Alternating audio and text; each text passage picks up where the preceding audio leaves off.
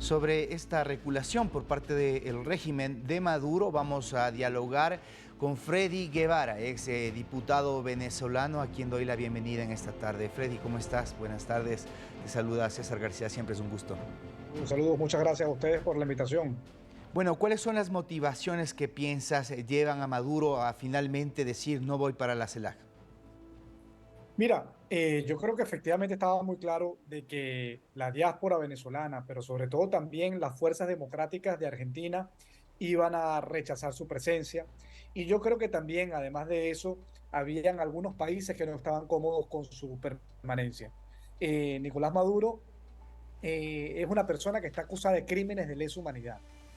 Es una persona que está siendo investigada por narcotráfico, que se ha robado elecciones, que ha asesinado, bajo su régimen, se han asesinado jóvenes y hay torturados, que precisamente el alto comisionado de los derechos humanos viene a Venezuela para, bueno, testificar y ver con sus propios ojos lo que está pasando.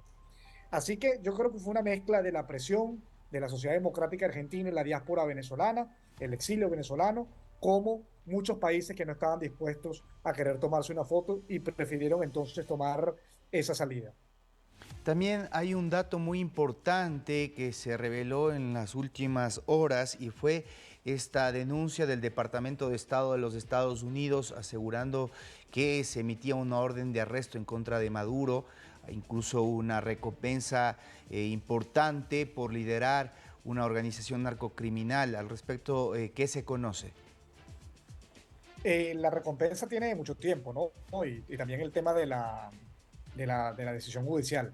Eso no creo que es algo nuevo. Si te entendí mal, te estabas preguntando si era nuevo eso. No, básicamente podía ir arrestado porque estaba vigente esa Ah, orden de claro, arresto, ¿no? claro, claro, claro. Es decir, y de nuevo, todavía tiene también encima el juicio en la Corte Penal Internacional. Entonces, estamos hablando de que, en efecto, no es una persona que es grata, ¿no? Y yo creo que ningún país, ninguna democracia debería aceptarlo. Una vergüenza que el gobierno de Alberto Fernández haya estado dispuesto a recibirlo. Pero bueno, así lamentablemente pasa mucho en nuestro continente, en el que las solidaridades ideológicas están por encima de los derechos humanos. Si algún actor de derecha hubiera hecho el 10% de lo que ha hecho Nicolás Maduro, hubiera, bueno, tenido a todo el mundo, bueno, pegando gritos por todos lados. Pero como Nicolás Maduro se hace llamar de izquierda, abraza las banderas del antiimperialismo y estuvo muy vinculado a lo que fue esta corriente en la que también está Alberto Fernández, bueno, lamentablemente hay quienes hacen oídos sordos a las violaciones de derechos humanos que, por cierto, pasaron mucho en el Cono Sur. Es decir, Argentina, Chile, son países, Paraguay, países que vivieron tortura, represión, desaparecidos, y es inconcebible cómo existen personas dentro de la coalición del gobierno de Alberto Fernández que todavía defiendan todas estas violaciones que hace la dictadura de Venezuela en contra de quienes se oponen.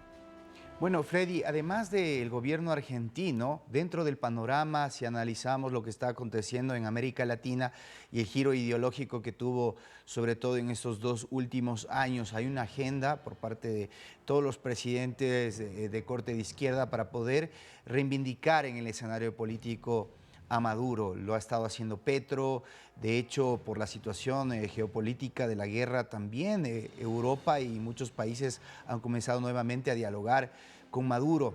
Hoy Lula dijo que busca restablecer relaciones con Venezuela. Sin embargo, aparentemente no es conveniente que este escenario sea la CELAC. Bueno, yo creo que también hay que identificar, hay que tener evaluar cada quien en su justa dimensión. Por ejemplo, la posición de Chile, que es un gobierno de izquierda, no es ni remotamente la misma de Daniel Ortega, del delincuente de Daniel Ortega. La posición de Petro no es la misma la de Alberto Fernández. Y yo puedo tener una forma crítica, diferencias con las aproximaciones que puede tener Hay Petro, matices, ¿no? pero claro, pero por lo menos Petro ha planteado la liberación de los presos políticos, una amnistía general, ha estado avanzando en esos términos, ¿no? Entonces, yo creo que es distinta las diferentes visiones y no hay una sola visión de las fuerzas progresistas o de izquierda o como se quieran llamar frente al tema de Maduro.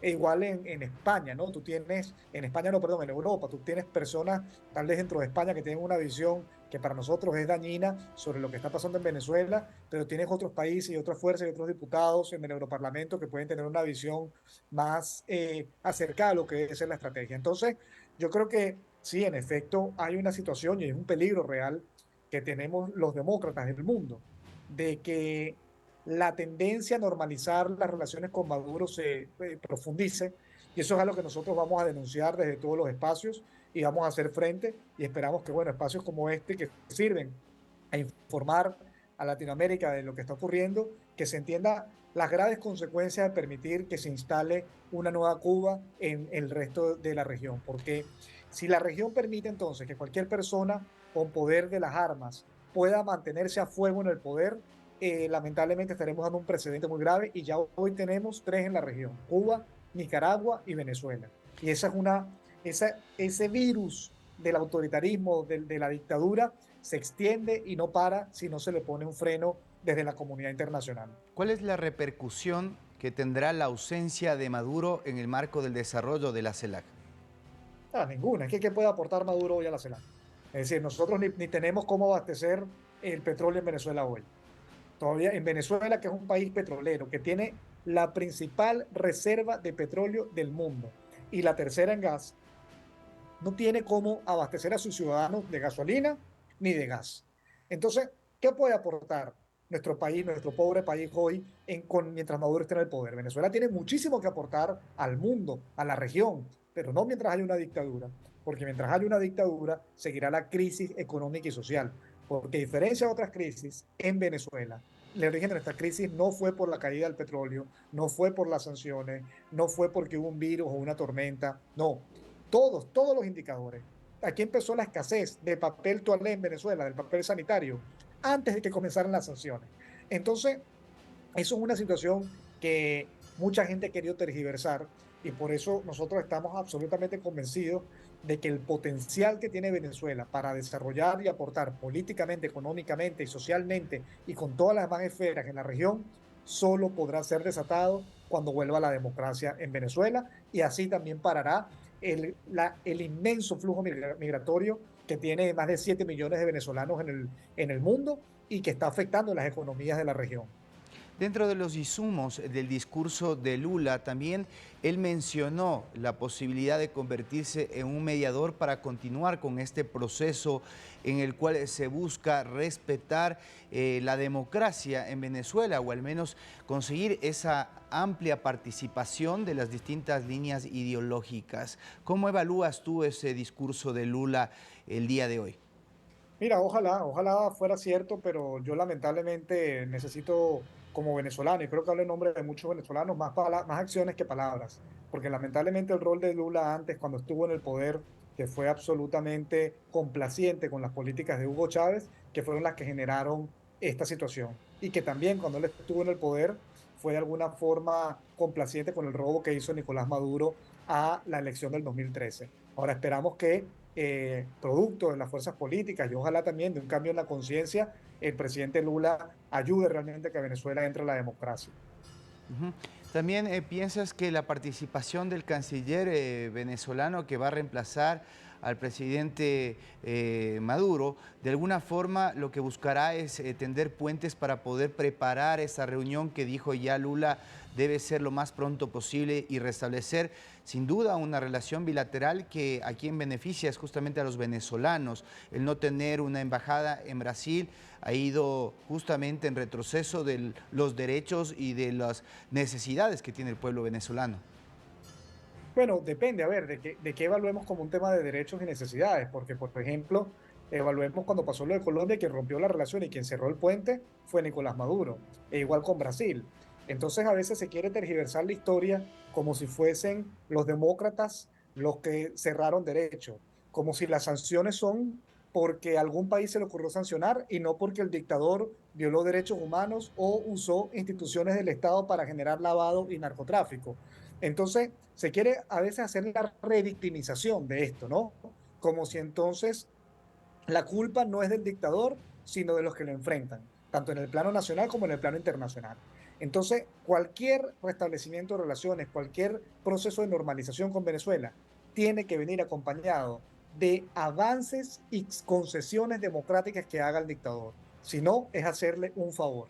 Y es atentar contra la negociación misma, porque es un discurso hipócrita querer decir que quieres una solución negociada, pero al mismo tiempo quitarle a Maduro todas las presiones. ¿Cómo va a negociar un dictador si no siente presión? ¿Por qué lo haría? Si puede quedarse toda la vida ahí sin hacer nada.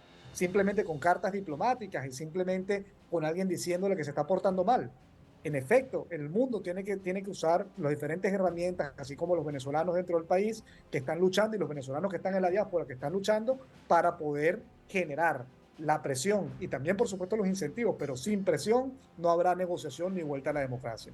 Finalmente, ¿cuál es tu apreciación sobre el nuevo intento de integración que se busca en América Latina? Un proceso de integración en donde no esté el régimen de Maduro. Perdón, déjame corregir algo que está en el INSER.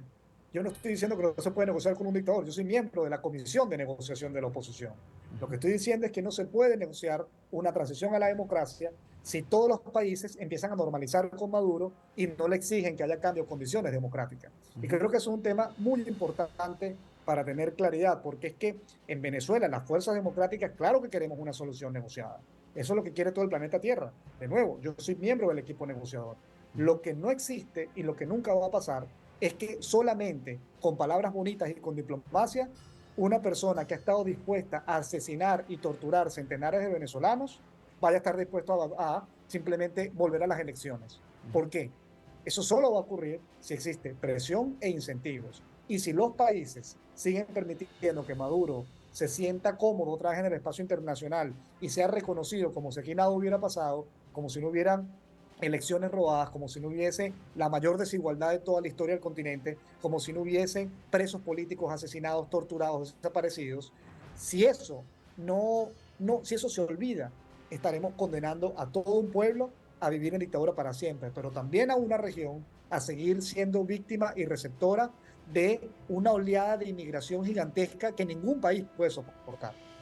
Clarísimo. Gracias, Freddy Guevara, Gracias a exdiputado ustedes, un abrazo. venezolano. Cuídate.